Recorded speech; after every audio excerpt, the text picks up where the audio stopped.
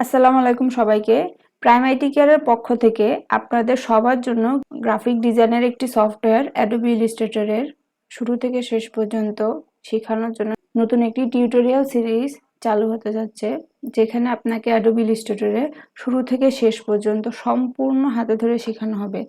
পাশাপাশি থাকবে কিছু লাইভ প্রজেক্ট। এই কোর্সটি একটি ফ্রি কোর্স, যেটা প্রাইমারি টিচারের পক্ষ থেকে আপনাদের জন্য প্রোভাইড করা হচ্ছে। আশা করি কোর্সটির শুরু থেকে শেষ পর্যন্ত আপনারা থাকবেন আমাদের পাশে। তো চলুন শুরু করি। সবার প্রথমে আমরা দেখি অ্যাডোবি ইলাস্ট্রেটর সফটওয়্যারটা অ্যাকচুয়ালি দেখতে কেমন হয়। আমি যে ভার্সনটা ইউজ করছি সেটা হচ্ছে অ্যাডোবি ইলাস্ট্রেটর 2020-এর একটি ভার্সন। এখানে আপনি যে ইন্টারফেসটা দেখতে পাচ্ছেন, আপনি যখন সফটওয়্যারটি ইনস্টল করবেন আপনার ডেস্কটপে বা ল্যাপটপে, তখন আপনিও এরকম একটি ইন্টারফেস দেখতে পারবেন। এখানে বেসিক কিছু কমান্ড দেওয়া আছে। প্রথমে আমি যদি নতুন একটি ফাইল ওপেন করতে চাই, আমার এখানে ক্লিক করতে হবে নিউ ফাইলে গেলে আমরা একটা নতুন ফাইল ক্রিয়েট করতে পারবো।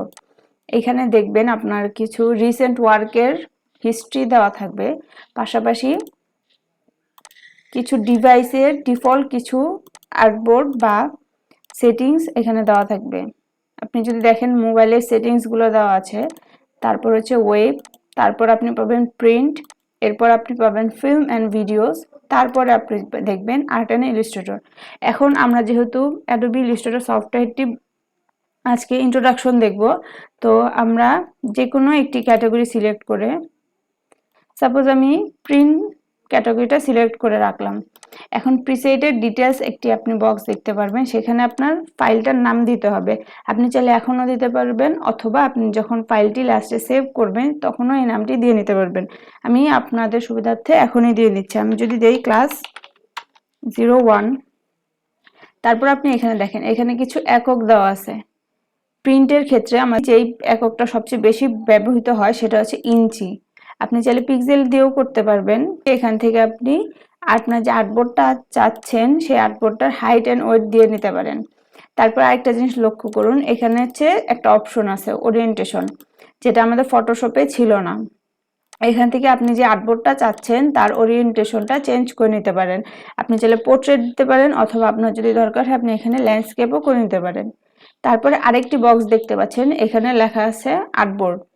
ফটোশপে আমরা দেখেছি একটা ফাইলে এট এ টাইম আমরা একটা বেশি আর্টবোর্ড ইউজ করতে পারিনি, কিন্তু আমাদের ইলাস্ট্রেটর অ্যাডোবি ইলাস্ট্রেটরে এই অপশনটা আছে যে আপনি আপনার ইচ্ছা মতো আর্টবোর্ড নিতে পারবেন। আপনার কাজের সুবিধার্থে একটার বেশি একের অধিক আর্টবোর্ড আপনার লাগতে পারে, তো সেই ক্ষেত্রে আপনি একবারেই সেই আর্টবোর্ডটা নিয়ে নিতে পারেন। অথবা আপনার যদি মনে হয় আপনি কোন আর্টবোর্ড বেশি নিয়েছেন বা আপনার আরো বেশি আর্টবোর্ড অ্যাড করতে হবে, ইলাস্ট্রেটরের ভিতরে আরো একটা অপশন আছে, সেখান থেকে আপনি আর্টবোর্ডটা বানিয়ে নিতে পারেন। আপাতত এইটুকুই জানেন যে এখান থেকে আপনি নাম্বার অফ আর্টবোর্ড সেটা সিলেক্ট করে দিতে পারেন। তারপর আমরা যদি এখানে দেখি, এখানে একটা অপশন রয়েছে, সেটার নাম হচ্ছে ব্লিড। ব্লিড মানে হচ্ছে আপনার যে প্রিন্ট মেটেরিয়াল আছে সেটা যখন আপনি প্রিন্ট বা মেশিনে দিবেন, যখন আপনি সেটা প্রেস মাধ্যমে দিবেন, তো তখন যেটা মেশিন থেকে বের হবে, এখানে মেশিনের জন্য কিছু একটু অংশ কাটা পড়ে যায়। মেশিন যখন আপনার ডিজাইনটা প্রিন্ট করবে তখন একটু পার্টিকুলার অংশ কাটা হয়, সেটার নাম হচ্ছে ব্লিড। এখান থেকে আপনি ব্লিডটা চেঞ্জ করে দিতে পারেন। একটা জিনিস লক্ষ্য করেন, আমি যখন ব্লিডটা দিচ্ছি, যে কোনো একটা পাশে আমি যখন ক্লিক করব তখন চারপাশেই সমানভাবে সেই ব্লিডটা নিয়ে নিচ্ছে। এটা একটা সুবিধা বলতে পারেন, কারণ অ্যাডোবি ইলাস্ট্রেটরের যে সফটওয়্যারটা আছে সেই সফটওয়্যারটা জানে যে ব্লিডটা কোন এক পাশে হয় না, চারটা পাশেই হবে। তারপর অ্যাডভান্স অপশনে আপনি যদি যান, এখানে কালার মোড দেখতে পারবেন। এন্ড আপনি যখন প্রিন্টের কোনো ম্যাটেরিয়াল বানাবেন তখন অবশ্যই CMYK কে কালার মোড দিতে হবে, কিন্তু আপনি যদি ওয়েবের কোনো ম্যাটেরিয়াল বানান বা ডিজাইন ক্রিয়েট করেন তখন আপনার কালার মোডটা হবে RGB। তারপর আপনি রেজুলেশনটা সবসময় হাই দিয়ে রাখবেন 300, তাহলে আপনার যে ইমেজটা হবে আউটপুট হিসেবে সেটা রেজুলেশন হাই হবে, কোয়ালিটি ভালো হবে। এই সব বেসিক জিনিসগুলো দেওয়ার পরে আপনি ক্রিয়েটে ক্লিক করলে নতুন একটা আর্টবোর্ড পেয়ে যাবেন। আমরা দেখি আমাদের ফাইলটা কেমন আসছে। এই যে আমি যেহেতু 3টা আর্টবোর্ড নিয়েছিলাম, 3টা আর্টবোর্ড আসছে এবং ওরিয়েন্টেশনটা আমি চেঞ্জ করে ল্যান্ডস্কেপে দিয়েছিলাম, এর জন্য 3টা যে আর্টবোর্ড আসছে এখানে ল্যান্ডস্কেপ আছে, পাশাপাশি এখানে ব্লিডের অংশটুকু দেওয়া আছে, যে ব্লিডটা আমি দিয়ে নিয়েছিলাম। তো এটা হচ্ছে একটা ডকুমেন্টের সেটআপ, আপনি চাইলে ডকুমেন্ট সেটআপ করতে পারেন।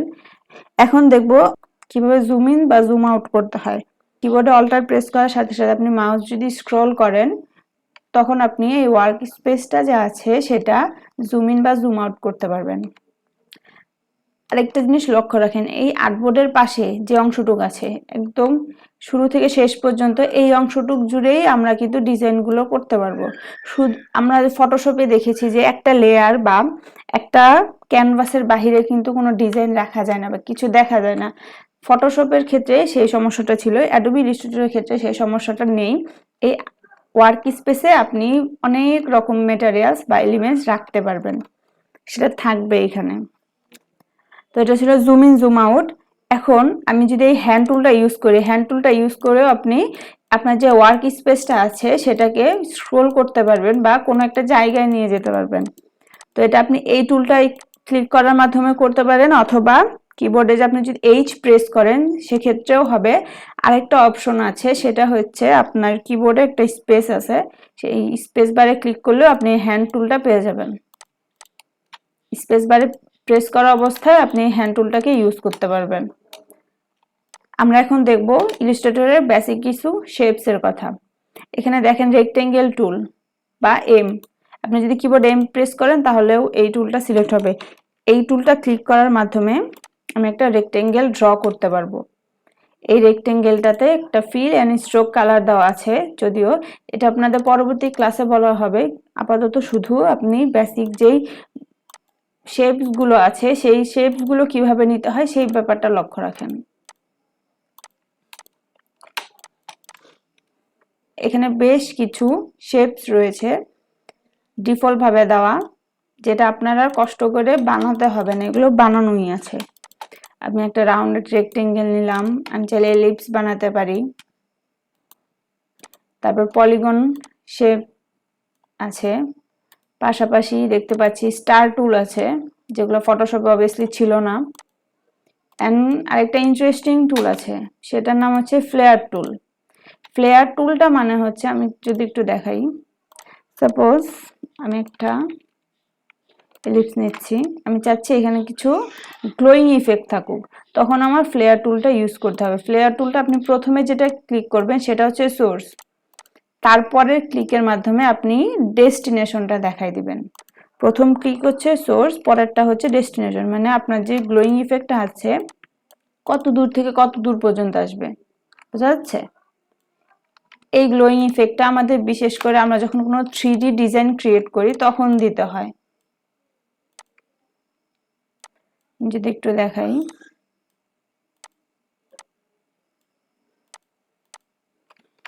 দেখেন এখানে কিন্তু একটা গ্লোয়িং ইফেক্ট চলে আসছে। তো এই ফ্লেয়ার টুলটা ইউজ করার মাধ্যমে আপনি গ্লোয়িং ইফেক্ট দিতে পারেন। তো আজকে এইটুকুই ছিল। এখন আমরা দেখব কিভাবে একটি ডকুমেন্টকে সেভ করতে হয়। ডকুমেন্টটাকে সেভ করার জন্য আপনি কিবোর্ডে প্রেস করবেন Ctrl+S। দেখেন আমি যে ফার্স্টে যে নামটা দিয়েছিলাম সেই নামটা এখানে আসছে। এখন আপনি যদি চান যে নামটা চেঞ্জ করবেন, আপনি নামটা এখান থেকে চেঞ্জও করতে পারেন, ক্লাস 1। আর আরেকটা জিনিস লক্ষ্য রাখেন, এই ফাইলটার এক্সটেনশন হচ্ছে .ai, মানে অ্যাডোবি ইলাস্ট্রেটর। এই ইলাস্ট্রেটরে যদি আপনি পিএস ফাইল দেন বা ফটোশপ ফাইল, কিন্তু আপনি ইলাস্ট্রেটর দিয়ে ওপেন করতে পারবেন না। আপনার জন্য ইলাস্ট্রেটর ইউজ করার জন্য আপনার ফাইলটা অবশ্যই এআই অথবা ইপিএস ফরম্যাটে হতে হবে, তাছাড়া আপনি অন্য কোনো ফরম্যাট দিলে এখানে ইউজ করতে পারবেন না। এখন আমি চাইলে ইপিএসও সিলেক্ট করতে পারি অথবা এআই, আমি এআই দিয়েই দেখাচ্ছি। এইরকম একটা ডায়লগ বক্স আসবে, তারপর আপনি ওকে ক্লিক করলেই আপনার যে ফাইলটা আছে সেটা সেভ হয়ে যাবে। এখানে একটু লক্ষ্য করেন, সেভিংস এর একটা অপশন ছিল।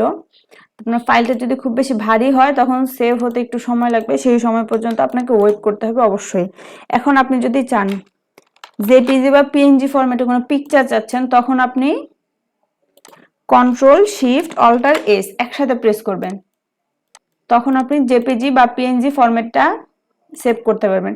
কিন্তু একটা জিনিস লক্ষ্য রাখেন, এখানে তো আমাদের 3টা আর্টবোর্ড আছে।